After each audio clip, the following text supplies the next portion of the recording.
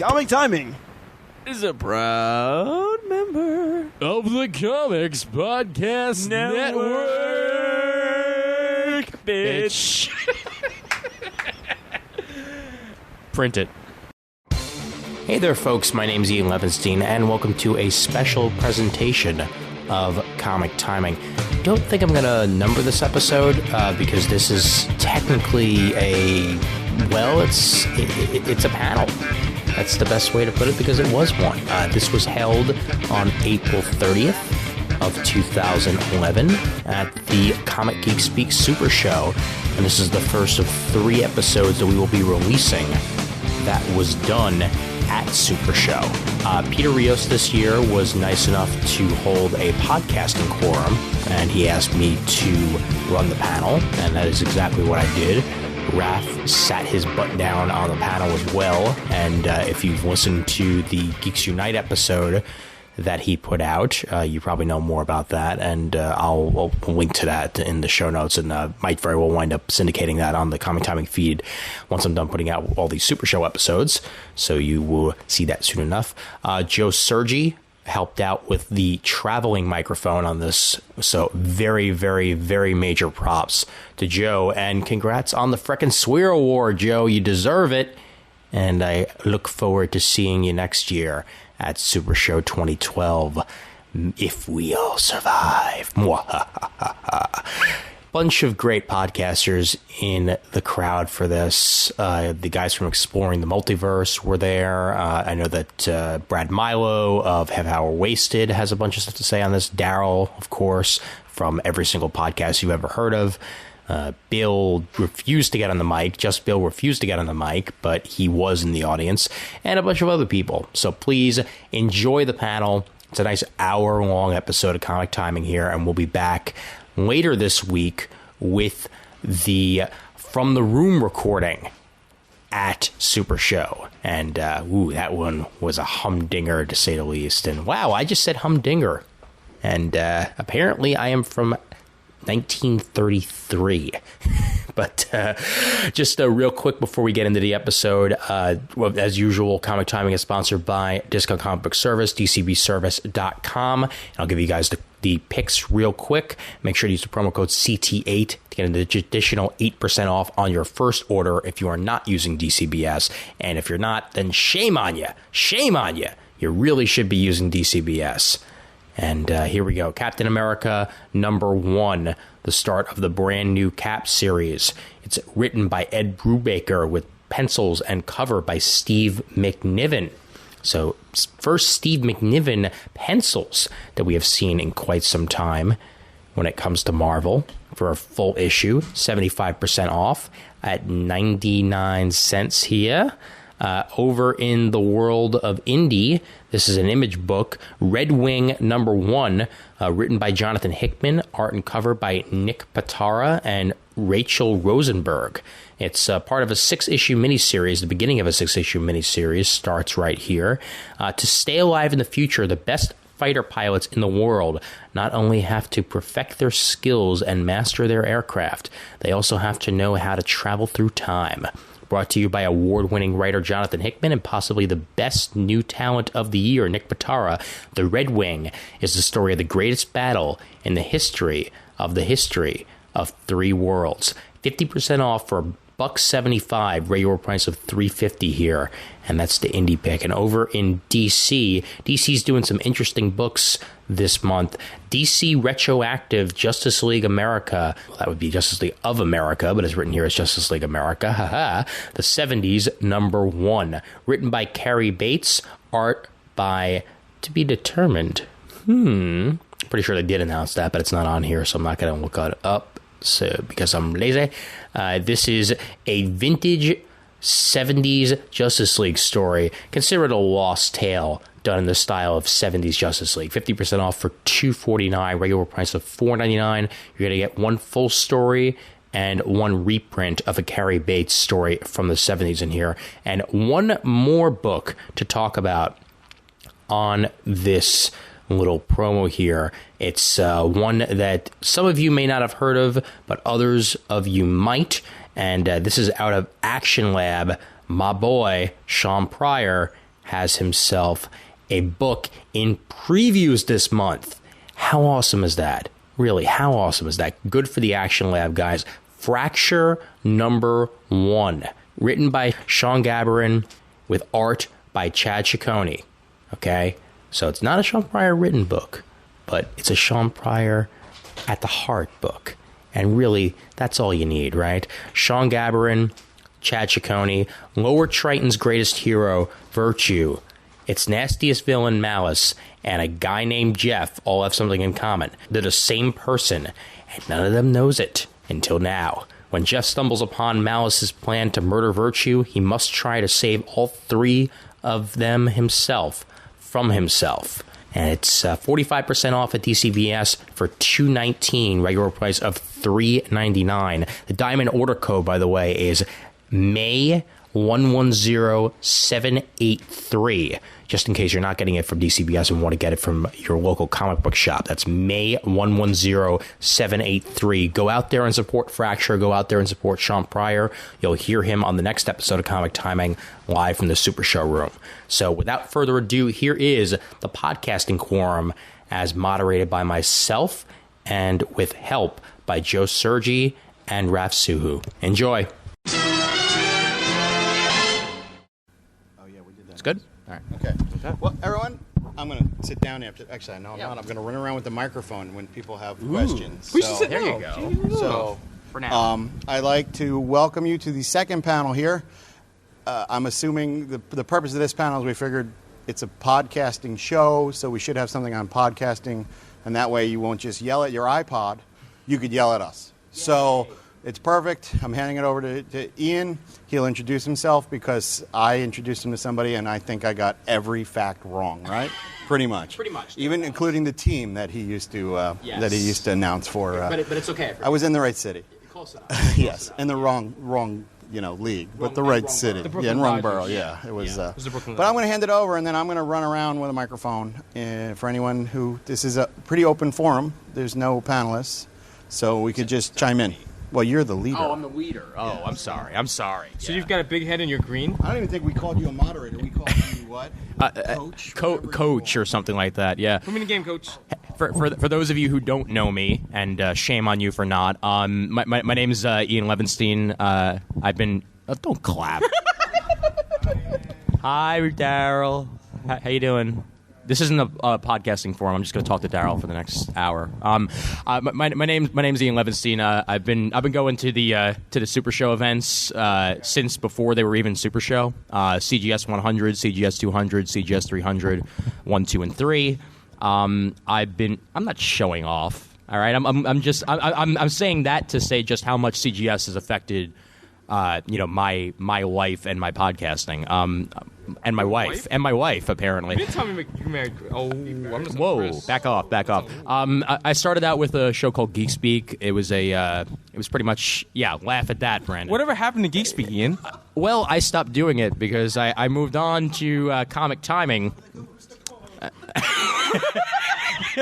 Whatever happened to comic timing, Ian? It's great that this is turning into the roast of Ian Levinstein here, as opposed to an actual panel. That's not what I signed up for. I started off with Geek Speak. It was a college radio show that I turned into a podcast. That went for a little while until I got tired of talking to myself. And then Comic Timing branched out because I've always been a comic book fan, so I just figured, why not? Podcasting show. Comics, bada boom. We did, originally it was David Price, who you might know from Bullpen Bulletins and 11 O'Clock Comics, and a guy named Toby Cook, who isn't really around too much anymore, but that then led to Matt Summer from now with the That's What She Said podcast, formerly That's What She Said, whatever. And now I'm with Brent Cassina, who's not in this room. He's in Orlando. He's got a married life now. Yes. And a lot of the people in this panel have been on the show at one point or another, or they have their own shows. We're going to talk about podcasting all hour, maybe a little longer than that here. So pretty much, if you guys want to talk about how you got into podcasting or questions about podcasting, the podcasters and podcast fans in the audience will be happy to answer that. So whoever wants to start it off, please, by all means. This is your panel. I'm just here. So, Daryl, why not? He's right next to you. How do you get started with podcasting? Well, Daryl, it was a cold day in December in 1984. No, I really okay. When I worked for Brooklyn College Radio, we exactly had one listener. It was just a streaming show, and no one was there. So I was like, all right, well, how can I actually get people to listen to this show? And right around then, at that point, the only way you could really listen to podcasts was through Podcast Alley. It wasn't actually on iTunes yet. And I was like, all right, I'll give it a go. I'll give it a shot. And it was pretty easy enough. All I did was just convert them to MP3s, put it up on a website, and bam, you're good to go. It helped that I had professional equipment because I was working out of a college radio station. Then I started doing comic timing, and the sound quality was crap. And it was, it took a learning curve, but now I'm happy with what I do. And that's how I got started, Daryl. You're welcome. What equipment do you use? Right now, actually, it's a setup pretty similar to this, minus, of all things, the mixer. At my home, when I'm just doing it myself, I just have a microphone hooked up to my desktop computer. And from there, I actually use what's recording this show right now is what I use to record my show via Skype. And that's what I do because I have a Skype show because my co-host lives in Orlando. And it's amazing What's how the device much called, Ian? It's called a Zoom H2. You're welcome. Thank you, Ref. And this thing has like 4 microphones built into it. Yeah, Brad's got one in the audience. Wave it again. Yay! I hope everyone saw that. Yeah. Who was listening? Yeah. Well, to describe it to you, it is a device with 4 microphones built in and a line in that allows you to record. For technical speak, it records stuff, and that's all you needed to do. And yeah, it gets my side of the call, it gets my co-host side of the call, and that's all I really needed to do. And that's what I use at home. And I've never used a mixer. I've gotten away with never using a mixer even when I set up at shows, and that's something that I don't think anyone else is stupid enough to do. But somehow the show turns out okay, and I guess that's good enough for me. I would recommend using a mixer if you're going to plan on doing a forum type thing where you've got multiple people sitting at a table, or else you're going to be really, really loud, and they're going to be very, very soft, and there's not much you're going to be able to do about that. That's that. Somebody else. Any questions? Somebody else. Don't keep me hanging here. There you go. Right there. What do you guys use to record over Skype? Is that the thing that you have? Yeah. No, we use that because what I do is I turn on the actual sound on my microphone in the computer itself so that I can hear myself through the mic, and that then gets picked up by that along with the other side that's coming through the computer from whoever else is on Skype. And what that allows me to do is I lost a bunch of episodes using software, as Brandon can attest to. In the very early days when I was using this terrible piece of software called Hot Recorder. Oh, Hot Recorder. This was in the early days of Skype, and this was in the early days of podcasting, where there were literally only 2 programs to use. If anything happened during the call, if someone dropped, if someone stuttered for a minute, the recording would get out of sync. And I would be talking over the person who was talking on the recording, and that would be a major problem. And sometimes it would just not record the episode at all. So I got tired of that, and I decided to just go with a hardware solution because even if I lose battery life on this, it's still there. I could just see it happening, and I can press stop, have that be recorded, and then just go back to recording afterwards. And that's helped me out a lot. That device itself is about, I'd say it's about maybe $250, but it's worth every penny because that's my mobile recorder and that's my home recorder, and it's worked wonders for me. Well, that raises a good segue. Mm-hmm. I have the microphone. I might as well talk. Sure. People here with a podcast, what software do you use? Anyone want to throw it in? To record your show, do you? I do. My name is Victor. My podcast is Exploring the Multiverse. And Hi, Victor. Hello. It's a video podcast. So we actually record into a camera and then import that into my computer and do all the editing with Adobe Premiere. So, and then when I do the editing process, I put out an audio version too. So I just process it a different way. Okay. But it's recording to a camera, Right. And then, like I said, using Adobe Premiere and Adobe Sound Booth and stuff like that. How's the audio quality on the camera? We use external mics. Oh, cool. Good. So, okay. All right. we record our amazing show on this. Wow. It's not a flip cam. It is a Kodak Z1 ZI8, and we use the reason I bought this. It was cheap, and it can take external microphones. Mm-hmm. So we use lapel mics. Awesome. And record that way because Nice. we're all in my basement. Yeah. Well, There you go. when I first started out, audio wise, I mean, my first recording solution was literally an iRiver I got off of eBay for $50, and it did the trick. I mean, it did. Yeah, no, I mean, it did everything that the H2 did. Only I needed external mics, and this avoids needing that, which is pretty cool. Anyone else want to chime in? Well, I use Audacity with my headset when I'm recording by myself, Closer to the mic, closer to the mic. which is often. By the way, my name is Raph. I do the Geeks Unite Network, and I'm gonna be- Occasionally, once every 8 months. once every 11 months, and I am also starting a new podcast called the I'm Sorry Cast, just where I apologize for everything. When I do Skype recordings, though, I use one of the other two recording software programs out there, Pretty May, which hasn't failed me yet in the past 2.5 years. That's good. So That's good. that's where, yeah. All right, I'm going back. to Software has gotten a lot better over the years since I started, so that might work out for you. Yeah. Yeah, bring it over. Why not? With Audacity, whenever we try recording solo on Yeah. Audacity, it ends up like crashing when you go to save. Really? Yeah. Huh. You guys ever had that problem? Apparently someone has. That happened to me all the time. The key with that is before you record, save. Like save where you want to save it. You do that? Because I've had that happen where it's like saves to whatever it wants to. Then when you try to save it to another location, it locks up and whatever. But if I just tell it where I want to save it first and record, whatever, however long, 20 minutes, 2 hours, whatever, and then save it again, it just goes almost immediately. I've never had a lockup because I told it where the final location is. Because it's moving those files, but I've never had a problem when I've done that. Out of curiosity, what operating system are you using? Windows, Apple, Linux? The one after XP. Okay, so Vista. That explains everything. That explains everything. That's everything. Absolutely. Yeah. Everything. Yeah. The problem is not Audacity. The problem is Windows Vista. Yeah, that's your best bet. Oh.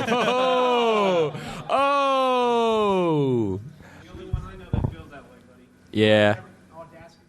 I'm glad. I'm glad that you're lucky like that, man. Yeah. For those of you that can't hear, there's a vicious debate going on about Audacity and Vista. Bill Gates hates you all. Yes. Well, actually, Brad, I'm curious. What software do you guys use on Half Hour Wasted? Well, when we started, we used a Pamela was a Skype recorder. Okay. Frank and I did our first episode over Skype, and we had the problem that you had with the sync. Frank and I would talk over each other, and then there would be long stretches of silence, and it got to be really strange. So we went to the Shack, and we bought a really cheap 4-channel mixer and bought some. That was my armrest. Thank you. Bought some cheap mics, and then we recorded into my girlfriend's computer using Audacity. Okay. And she had a little Mac, so we recorded on that. I used my laptop, my PC laptop, to play sounds and stuff. But we've also moved over to the Zoom H2. Works pretty damn good. It's awesome. It can line in. We use a mixer. We got 3 people on mics. Sometimes we'll have a phone call. I send stuff out of my PC. Frank and Bill will send stuff out of their PC. So we got a 12-channel mixer that will take care of all that. Someday I will actually get a mixer. Someday.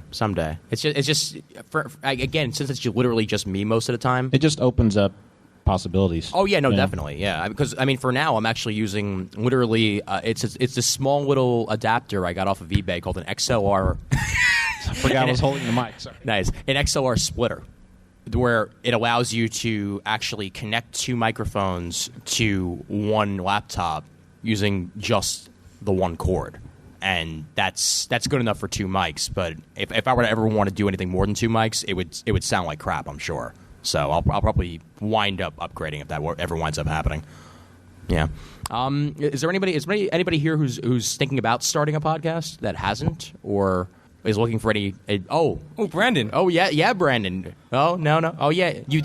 No, not gonna do that again. No. Okay, actually, 50 cent bin? as someone who had a podcast for 3 minutes, what problems did you run into? What made you stop? Most of my problems were the editing. Okay. Yeah, it took a long time to do any editing with the one episode you were on, the anime one. Oh, I remember. Yeah, it was the sound just wasn't syncing up at all, and it wasn't the fact that we were talking to each other. It was just that you would talk, and there'd be a 5-minute pause, then I would talk, then you would talk. With that one, I actually ended up using, I think, was Audition by Adobe, and having to split each line out and then splicing the sound back and forth. But other than that, the whole for me was more of a time process. It took a long time to do any real editing because of hindrance with sound. Well, and that's just it. You have two options when you're doing podcasting. You can either not edit at all, like a show like Comic Geek Speak, where literally all they do is they record their intro, usually after they do the interview, put that at the beginning of the show, and that's all the editing they do. That's it. They keep in all the ums and ahs, and they just put it out there, and it works. It works really well because they've got it down to a science at this point. For a show like me, where I'm anal, I wind up actually editing it. Really anal. Yeah, I might. But you know, I usually do go in there and take out a lot of the pauses and take out a lot of the extraneous audio, and that's why my show is usually late, because it's a long process. It can be. If you actually want to do the editing, it does take a long time. Yeah. A few hours at least, right? At least a few hours. Yeah. I mean, I was able to bang out the C2E2 and Mocha episode that I just put out before the show in literally 4 hours, because that was just a bunch of interviews that I was able to put together. But a Skype episode, that can be a lot more difficult at times. Especially since Skype wants to, drop out every 5 minutes sometimes. Oh yeah, yeah, and that happens a lot. Yeah. Is anyone else using something different just to cover all our bases? Nobody else? Oh, well, another question. Well, good. And I didn't have to make up the one I was thinking. That's good. You can ask it next, Joe. We use CallGraph. What is CallGraph? It's a program. I think it's similar to Pamela. Okay. It's free, and we don't have a lot of problems with that. Every once in a while, it loses a file, but that's very rare. Okay. All right. Oh, for editing, yeah, we brought on a producer for that. Lucky you. Lucky you. Yeah. I'll produce your show, Ian. Yeah, the next issue that comes up a lot is getting guests. So how do you guys get your guests?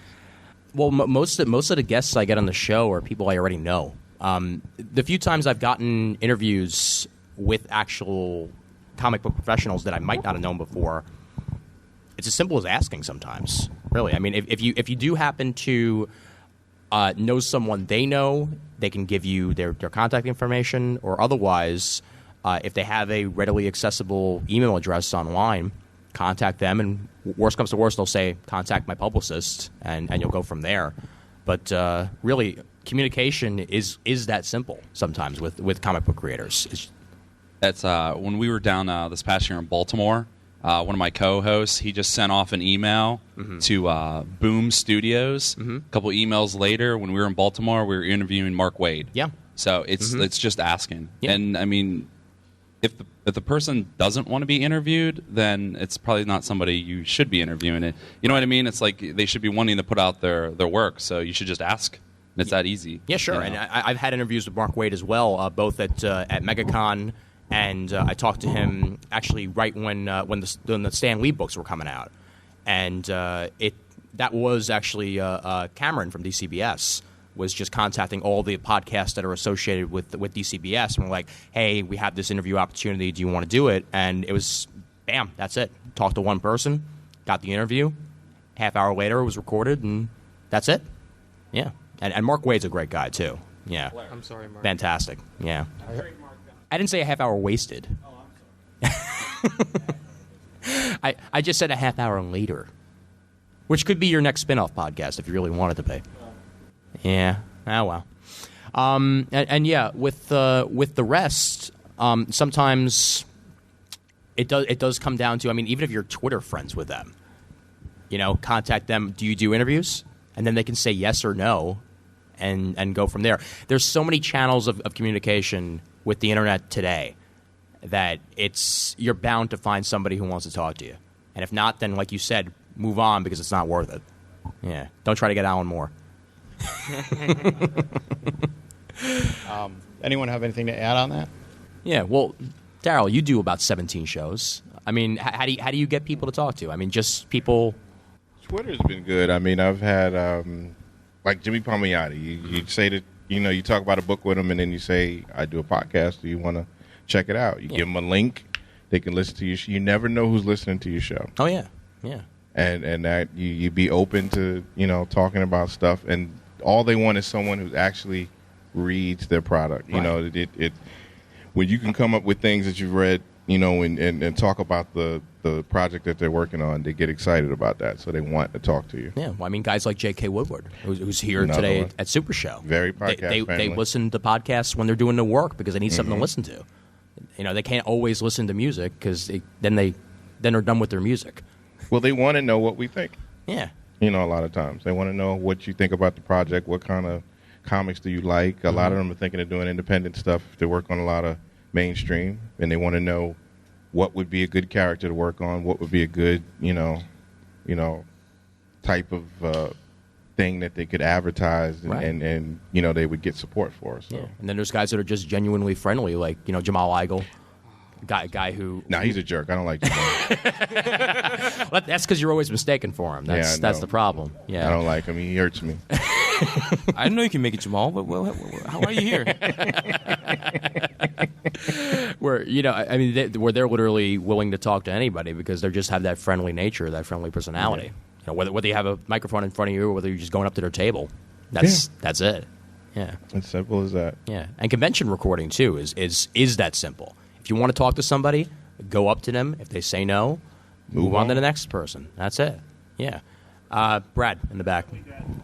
That's how we got Ethan Van Sciver to be on our show more than once. We met him at a con and got to, know him. And then I honestly can't remember if it was Frank or myself that said, "Hey, we have this show. You want to, talk to us on it?" He's like, "Sure." So and he liked us once, so he came back another time to talk to us. So yeah, all you got to do is ask. All they can do is say no. Sure. And if it does turn out well, just like you said, that could lead up to multiple other opportunities when they come out with new books or if they just want to talk. Mm-hmm. Yeah. I mean, come on. They made a good roast. They can talk about their new roast. That's it. One of the greatest moments of my podcasting career was when I asked Jamal Igle to do a DVD commentary on Geeks Unite with me of Superman Returns. Whether or not you like the movie doesn't matter, but the fact that during the conversation, he was like, "Dude," like we were talking about, he's like, "I'm really sorry I couldn't have you over to do it over here." I was like, "Jamal, do you realize you just invited me over to your house to watch Superman Returns with you, with the microphone?" I don't think he realized what he was doing. No. He quickly soon after did and didn't talk to me for a month. But that's just the awesome power of podcasts. And I mean, most of the comic book community is really good people. I mean, oh yeah. Matt Fraction follows me on Twitter, and I never said anything. I never even was like, "Hey, Matt." I did. I did say I loved his work. But like, I was never like, "Hey, Matt, you need to follow me, please, please." And he just decided to follow me. So, I mean, most people in comics are good unless they're Rob Granito. But he's not actually in comics. He just pretends to be. He pretends to be. Yeah. Did you know he created Batman? Yeah. No. True story. Yeah. Yeah. And Kirby Dots. Yeah. Right, because he's. I heard he created Jack Kirby. Is that true? No, that was Dan DiDillo. Oh, well. Dan DiDillo. I love Dan DiDillo. You're raising two interesting points. One is I was recently on a podcast, a non-comic podcast from one of my novels, and it was so clear when it was for a book festival. It was so clear that no one, not only had they not read my book, but they thought it was a romance novel. Oh, boy. And it's a superhero book. And I'm like trying to talk to them, and they're like, "No, but the romance between the two main characters," and you could just tell they were talking out their ass. and I was like, there is no romance in my book, right? And they're like, "Oh, well, we have so many that we must be confused. Why don't you tell us what it's about?" And then I realized it was going nowhere very quickly. So it's interesting. But you mentioned convention recordings.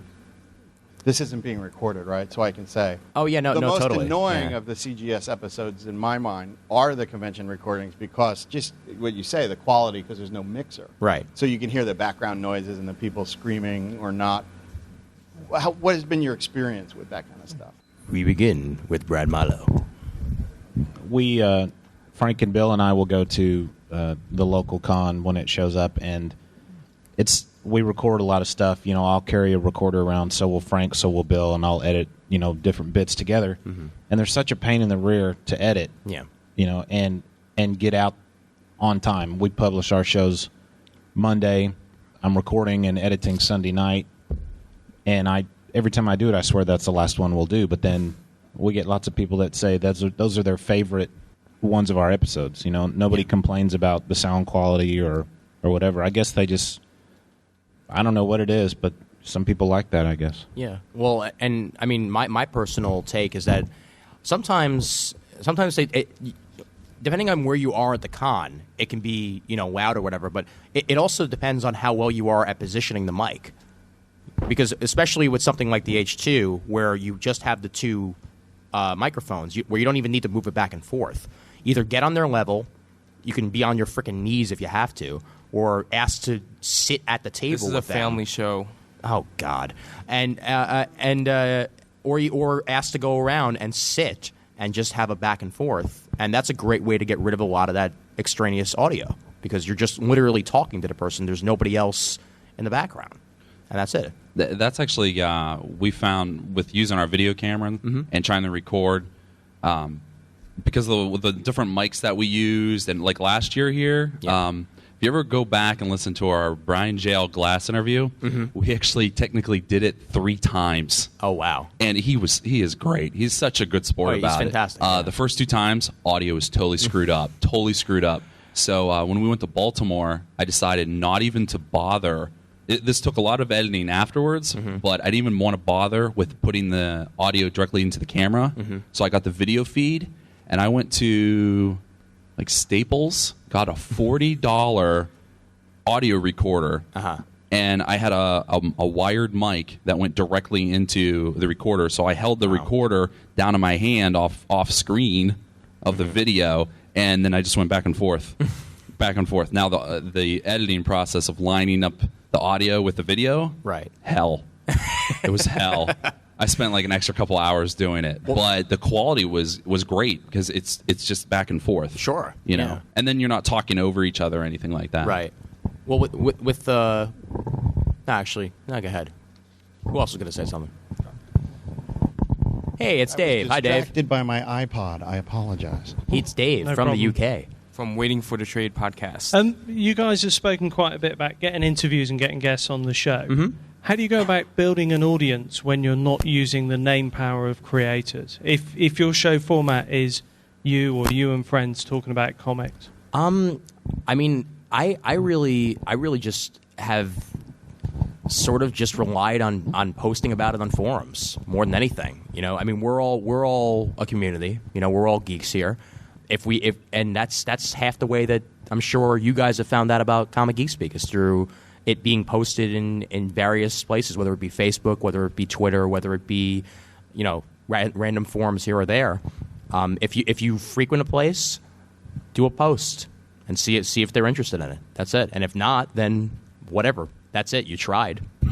For me, that's literally how it started. I was on Comic Geek Speaks forums. This is before they had separate forums for everything else. If I put out an episode, I'd make a topic about it, and people would listen, and that's it. And I don't pretend to have a ridiculously large listenership. I have maybe 1,000, maybe 1,200 people listening, and that's okay for me, because I'm not looking for something huge here. This is a hobby more than anything else. So that's how I've gotten. That's how I do it myself. I mean, I know other people go extra steps, but that's kind of how it's always worked for me. Bill, did you want to say something? No? I thought you raised your hand there for a minute. I don't really know the answer to his question, but I thought it was masterfully asked. Okay. Or you can carnival bark like a madman like I do and still get like 5 listeners. Sometimes it's just the personality of the podcasters. Like, I love CGS. I love Murd and Jamie and Peter, so I want to listen to them. I see Ian every week, so I have to put up with him. I might as well listen to the podcast. You have to put up with me. That's funny. I love 11 o'clock comics, so I'll listen. It's the people, because we're all pretty friendly with each other, so it's great to listen to each other talk, especially if we don't see each other so much. This is a way of keeping up with each other. Even if we piss each other off on the podcast and can't really talk about it, we'll still go, hey, you're wrong about this. And you know what also helps is iTunes. iTunes helps a lot. If someone does a search for comic books and podcast on iTunes, they're going to get a lot of stuff to choose from. And if they simply say, hey, this looks interesting, and they click on it, and they listen to an episode and they like it, you could have a long-time listener there. If they don't, then so be it. They move on to the next one. But both reviews on iTunes and just random finding on iTunes helps out a lot of people. Hold that thought on iTunes, because we should talk about how to get on there. Sure. Now, this all depends on how much money you want to spend. We put out, you can get, if you have first off, you should have a Facebook page if you don't. Second, we put a cap. There was 4 guys in my podcast, and each month we have our monthly dues. And for a while, we were running Facebook ads on the side. So when you're on Facebook, it's on the right-hand side, and I put this like comic book picture of ourselves up, and I just put like underneath of it, we're a comic book podcast that BS's and drinks beer. And you can put a limit on how much you want to spend. So I put a max of $2 a day, so it costs us $60 a month, and then we split it 4 ways. And you throw the ad out there, and you can actually see the fluctuations of how people are clicking and then liking your page. Interesting. Now, all those people who are liking it are not necessarily continue listening, but there's people that just like they check it out and they're like, well, what is this ad over here for comics? I like comics. And when you do the ad, when you go to your Facebook page and you type in all that stuff that you like, oh, I like the Iron Man movie, so I'm going to put that on there. Yeah, Facebook does that for a reason. Oh, yeah. Because then when you run your ad, you can say target people from this age group, male or female, income, all this stuff. And then you type in Batman, Iron Man, this, that. And then it's like boom, boom, boom. And it shows you how many potential people will see that. Yeah, it's the same thing as Google AdWords. Exactly. Yeah. I mean, and so every time you do a search on Google, there's extra stuff pops up. So we end up getting just shy of like 1,800 Facebook fans. When we were running ads for a couple months or so. And when you split it up, it wasn't that much then. So we're like, oh, for us, it was $15 a month for each one of us to be chipping in. Yeah. But, I mean, I wish all those Facebook fans would be continual listeners. But still, then those people, then that at least drives a couple people to it, and continues on. But, of course, you have to fork out a little money for it. And podcasting is also, like, dependent on just how much money you are willing to spend on podcasting. Because, like, for instance, the microphone that I use at home is it's a cardioid condenser. It's, just for me. I use that at conventions as well. When I set up a New York Comic Con at my table, I have that and one Shure mic that I bought. That cardioid was like $50, and it's better than the Shure, which was $70. And that's all I've ever bought, pretty much. Well, Radio Shack mics are pretty damn good too. Yeah, yeah, for the price. Yeah, and this one was just random search on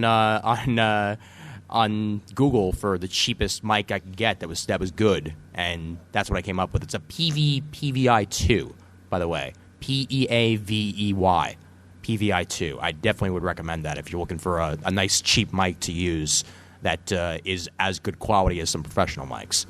And I use WordPress. Same here. Yeah. And it's free. You put a tag. You can put your episode up. Put a tag of what was in your episode. Like if somebody wants to look for stuff on the Thor movie, you put in that you talked about Thor, and I've gotten a lot of listeners who've clicked it. The tag came up, they looked at the episode, they listened to it, and then they got back to me. But make sure you always put contact information, because I've had people who hit me on Twitter, like I've listened to the show, or I caught it on Facebook. It makes it so simple, and you don't pay anything. Sure. WordPress. And cross-posting is great, too, because the Comics Podcast Network and stuff like that, where it's all these different comic book podcasts, together under one banner. They can post their episodes whenever they want to, and it's another way to find stuff. I've had plenty of people just find me through the Comics Podcast Network, and it's free, exactly, or the Deliberate Noise Network. That's another one. So yeah. Another one I found was good is just back to like the forums, but just go to other comic book forums. Go to comic book resources forums. Yep. But what you do is, hold conversations with people. But it just so happens in your signature line, there's a link to your podcast. Same here. Every forum I'm on, right? It has that. As a signature on our weekend. I use for our website. I use Squarespace. Now we have to pay like $18 a month for it or something. But I love Squarespace. But I could see all types of info of where people are coming from, where they're clicking from. We're on episode 68, and I still get clicks from our episode 40. I see stuff coming in, and I'm like, oh, what did someone click from? And I'm like, I can see exactly where it's coming from. People, but a lot of people forums still listen to my episode 1. I don't know why they do. It was crap. Because it's funny. But people like starting at the beginning of a lot of shows because they just want to see how you started out, no matter what. It's like people starting at episode 1 of a TV show. It's the same thing for podcasts. So that's exactly what you're saying about people clicking on old episodes. That's exactly why they want to see what else is up. Yeah. Okay. Then another segue, which before we get to the iTunes segue. Sure. Money. Obviously, it costs money to have this. I like money. It costs money to host. Give me money. What do you guys do? Like Comic Geek Speak, obviously they sponsor episodes. CNI had Dynamic Forces sponsoring them. What do you guys do? Well, do you? Or do you do nothing and just do it for the love is the other question. Well, I have a DCBS sponsorship. Before that, it was with another company. And it's as simple as they give me a code people can use to get to the site, to use the site for the first time. I get a little bit of money off of my monthly comics. That's all I need. That's it. If you give me an option to get comics for cheaper every month, then I will take that option and I will say thank you. Because like I said before, I don't pretend to be one of the big guys. I just like doing what I'm doing. But I'm sure I'd love to do something with like a Netflix or something like that. But it's not in the cards right now. But guys like the bigwigs, like the This Week in Tech Network, Leo Laporte. They have Audible.com. They have Netflix. They have all these guys. And they are willing to get podcasts or at least try out podcasts to see if that is actually worth their while. They might just say, okay, we'll run an ad for 3 episodes, see how it turns out. And if it works out for us, then they'll keep doing it. So it's as simple as finding their contact page. And if they have a sponsorship program, give it a shot. Well, I know for the show we got.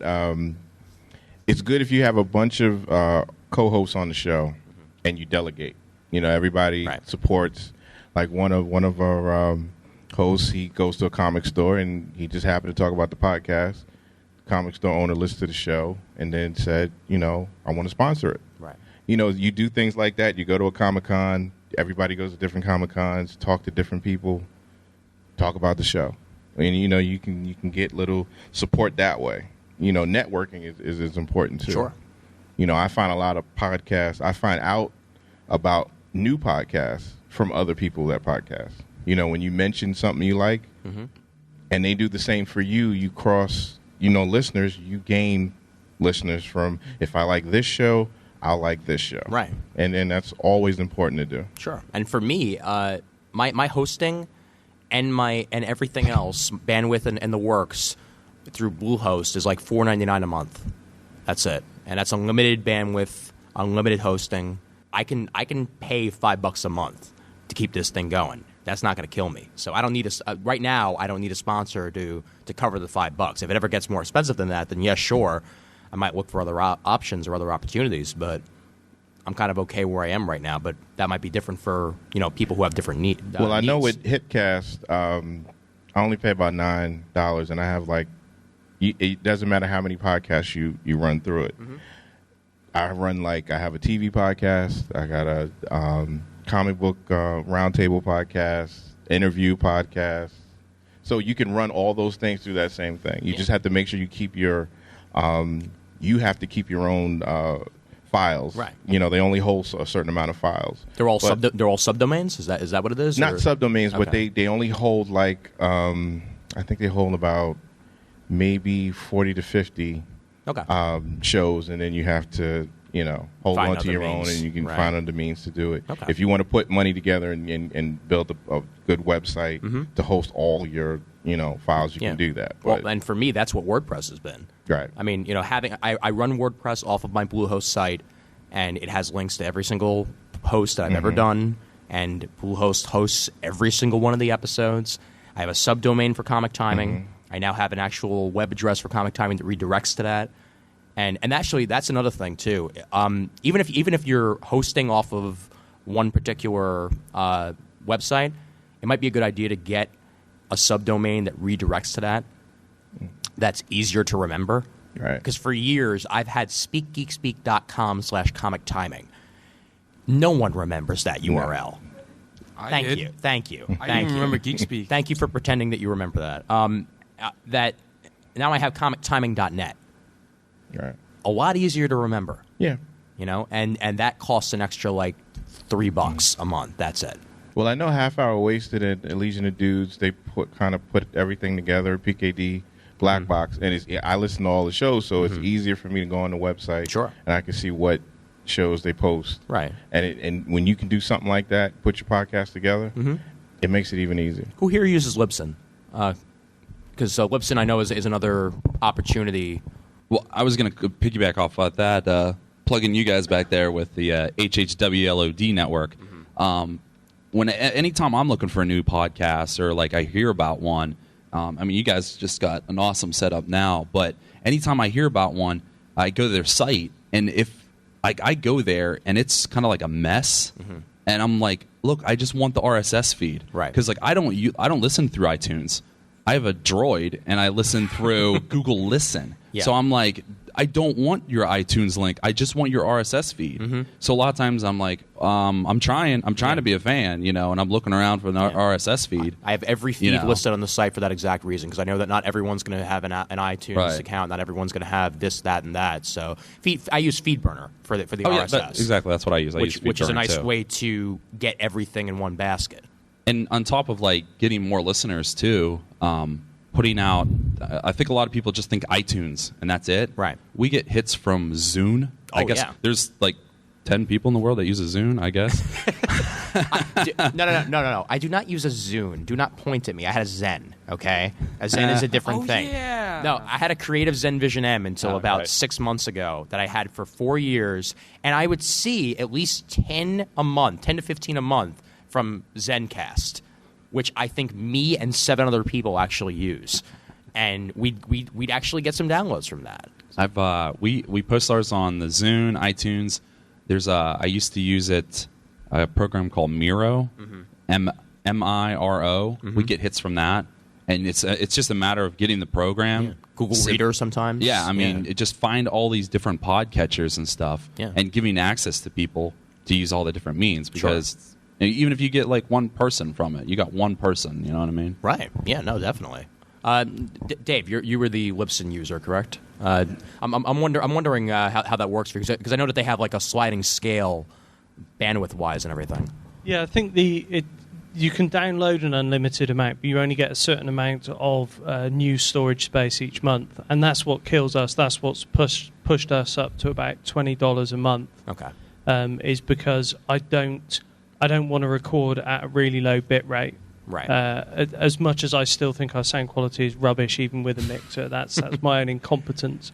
I just don't want it to sound really, really low bit rate. So, and we tend to do long episodes. So, probably if we do one each week, it's maybe 6 or 8 hours a month, and that puts us in the $20. Okay. But for that, I get an iPhone app that both of my listeners can download.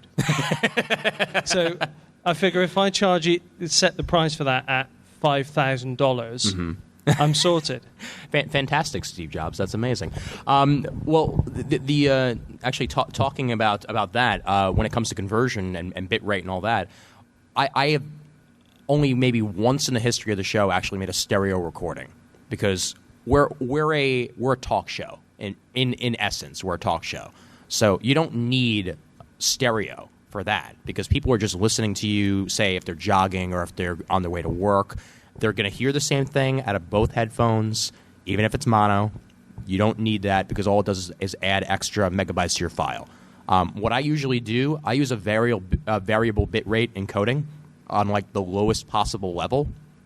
And that gets me, if I have a 2-hour show, the file will be about maybe 65 megabytes, which this day and age, most people having, high bandwidth internet, they can download in a couple minutes tops.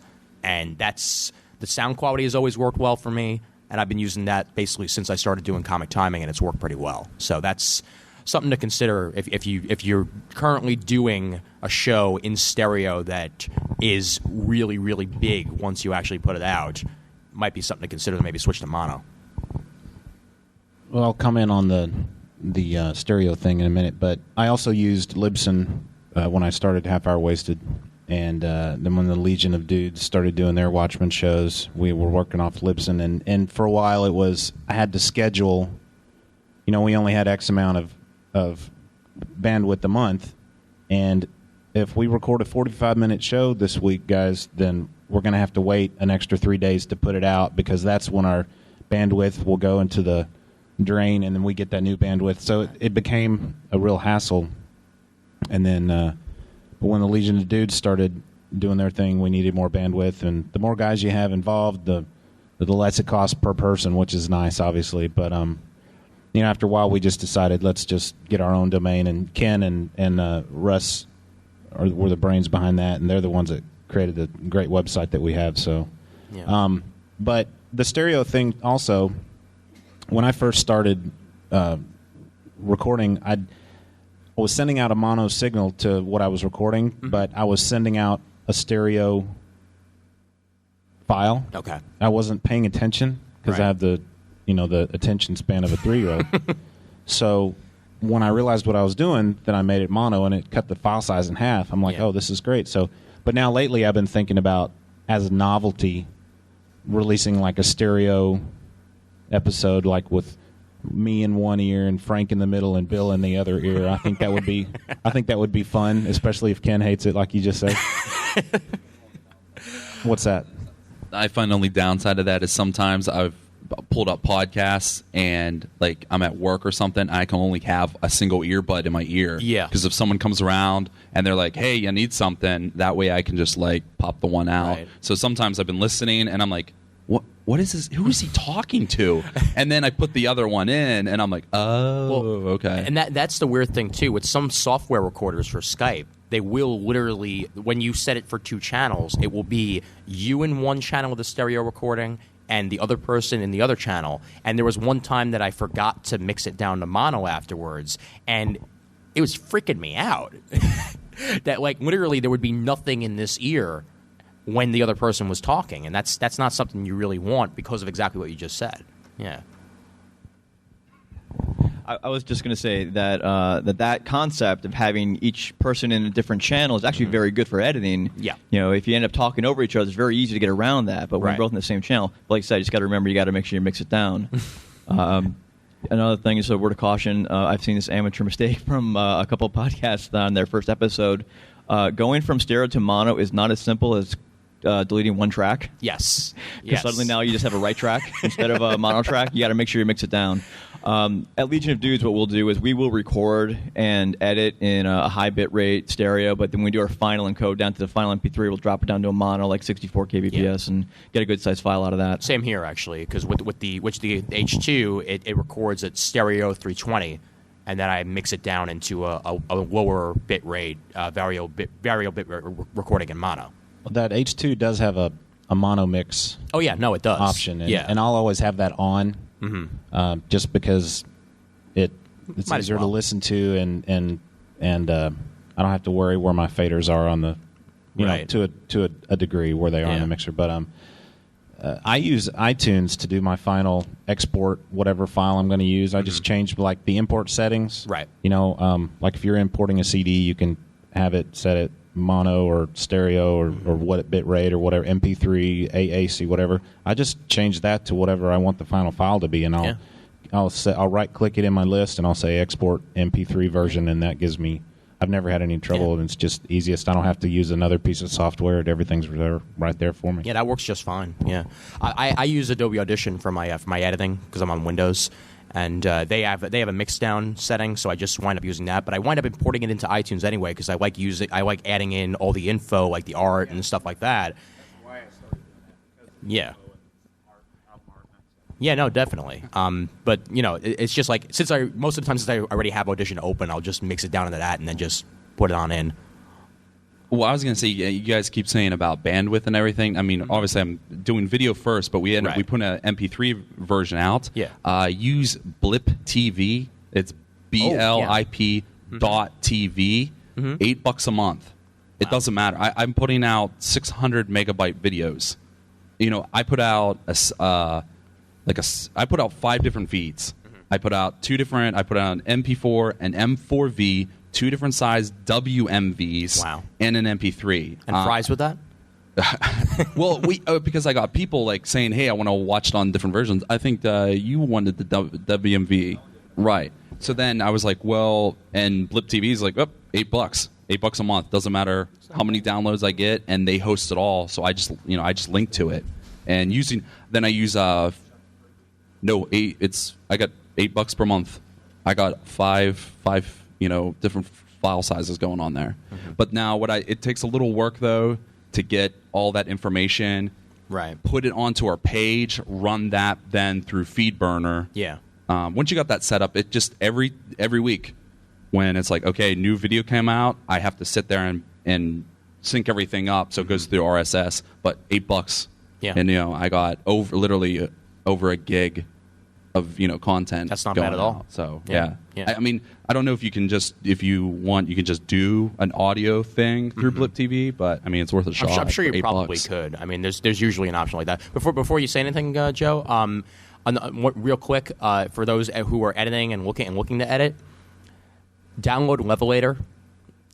That is a savior amongst saviors, because if I'm talking all the way up here and the other guy is talking over here, it makes you all the same level. And it does help with that. Sure, there will be some hissing. Yes, I see you over there, Brad, and I agree sometimes it can be a pain. But if we're close in level, but slightly high-low, it does help me out a lot. I'm an audio snob, so I hate that. You've heard the expression, fix it in post. Yeah. I don't believe in that. Oh, yeah, no, I know. Yeah. Get it right the first time. Right. Get your levels right. Tell the guy to speak louder. Don't rely on Levelator. It's only a catch-all.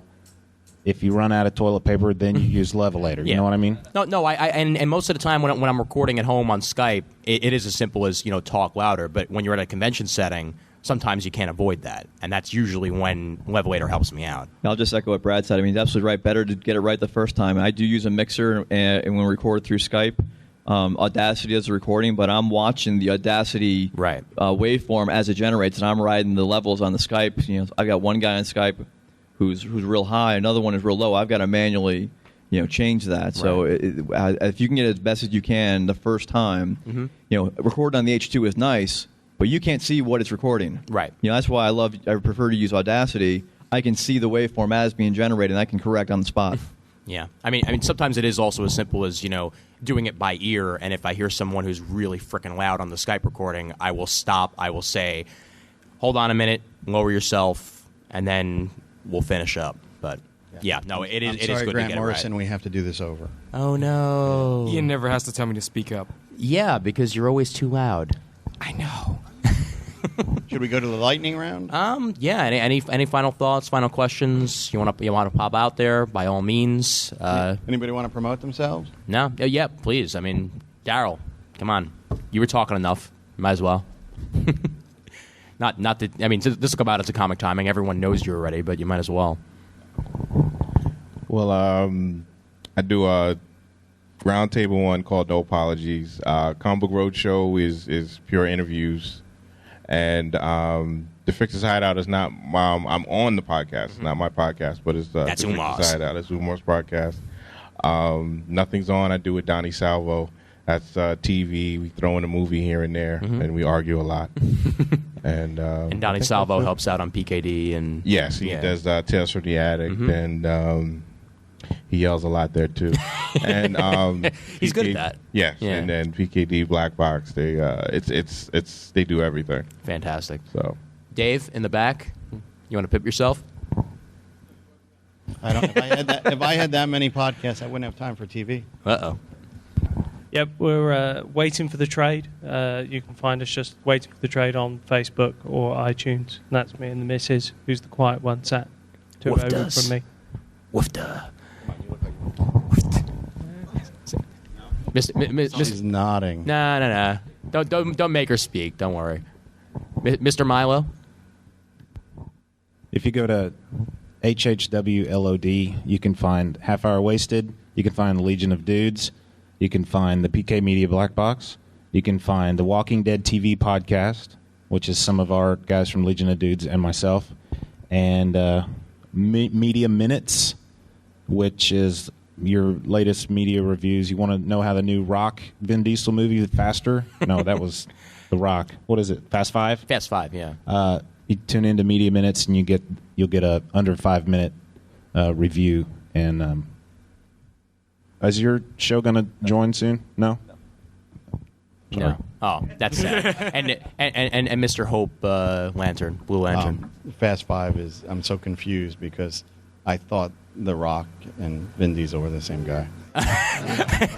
Well, no. My favorite line in the trailer for that movie is still, "And whatever you do, don't let them get into cars."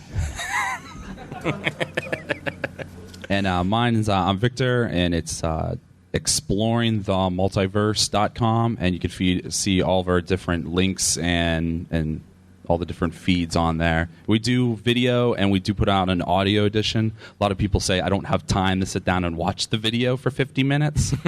So I'm like, hey, we do put out an audio. Now, you just miss out on some of our nice spectacles and stuff that we do the video. Yeah. No, and it's good to do both because you never know how people are actually going to have the time to listen to something. Well, I wanted to like set us aside from other ones and just do video. And for the longest time, we're like, no, we're just doing video. And then finally, we're just like, well, I can just click, and I put out an audio edition. So why am I not doing this? I mean, that's what the Twit Network does. Right. All of Wheel Report shows are in video and audio because you really never know.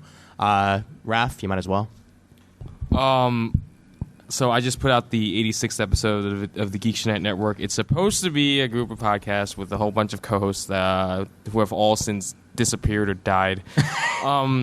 There is died? Seriously? I don't want to talk about it. All right, fine. There is the main show. They haven't found the bodies yet.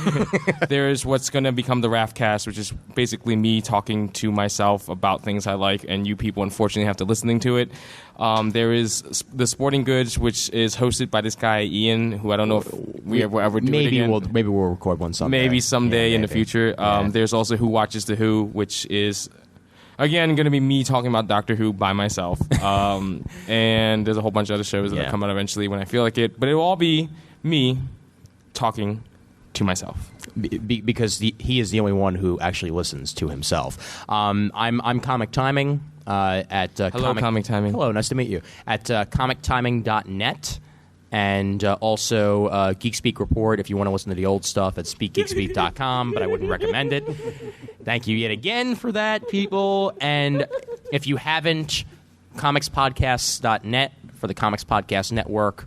They got a whole bunch of stuff for people that aren't here. It's definitely worth it.